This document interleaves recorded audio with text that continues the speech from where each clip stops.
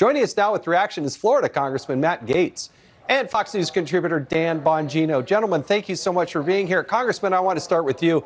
Look, being in Congress, I know, you know, it's tough enough, let alone having another member advocating and actually talking about lashing out with violence. What's your reaction? I would give John Garamendi a little advice. Not only would he not want a physical altercation with Donald Trump Jr., I think Donald Trump Jr.'s girlfriend, Kimberly Guilfoyle, would make quick work of John Garamendi. And so it's probably best that we make our arguments verbally and not through any physical altercation. I do think the country can take great comfort in the fact that President Trump has built teams to solve problems his entire life. Now, with the establishment of the best scientists in the world to analyze our way to blunt this virus, I think America will be in a better position. But certainly the coronavirus is a wake-up call to the fact that we've got so much of our supply chain for our medical equipment and our drugs in China. I was shocked, Jason, to learn that 95% of our ibuprofen comes from China. It's like we can't even have an America First headache anymore.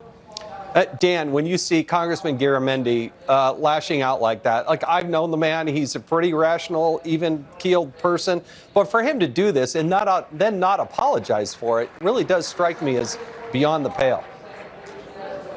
Yeah, and as a former Secret Service agent myself who actually protected people in the First Family, this is really gross. But you know, Jason, every time, as I've said before, I think the Democrats have hit the depravity floor. They crash through the floor and they rush into the basement. They can't even make a coherent point on this. And I don't want to hear from these left-wing rags like CNN and elsewhere, these biased media outlets, that it are the Republicans politicizing this. No, we're not. The Democrats sadly started a fight that they shouldn't have started. They can't even make a coherent point. Can I give you just a quick example here? Nancy Pelosi jumps on the air the other day to complain, and she tries to make the point that we spent $5 billion on Ebola. She says, so we should at least spend the same amount on coronavirus.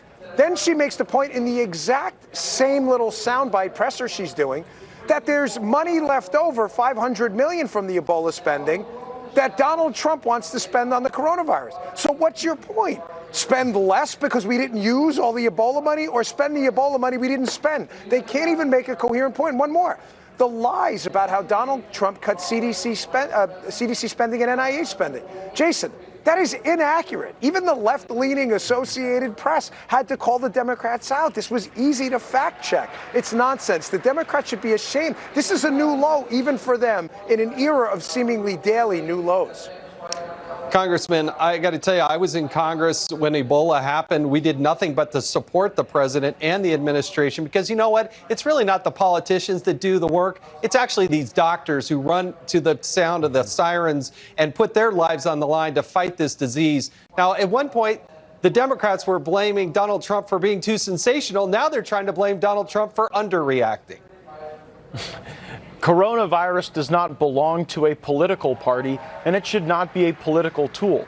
We all have a stake in curbing this, but again, I am encouraged by the work that's being done. For example, Jason, right here in the state of Florida, where I am, the vice president was ensuring that we had capability for local testing so that if we do see any outbreaks, we're able to contain them as rapidly as possible and get local officials on the front line the most relevant, factual information. That is actually what is going to help us defeat this virus, not a bunch of Democrats trying to use it to weaponize politics against the president.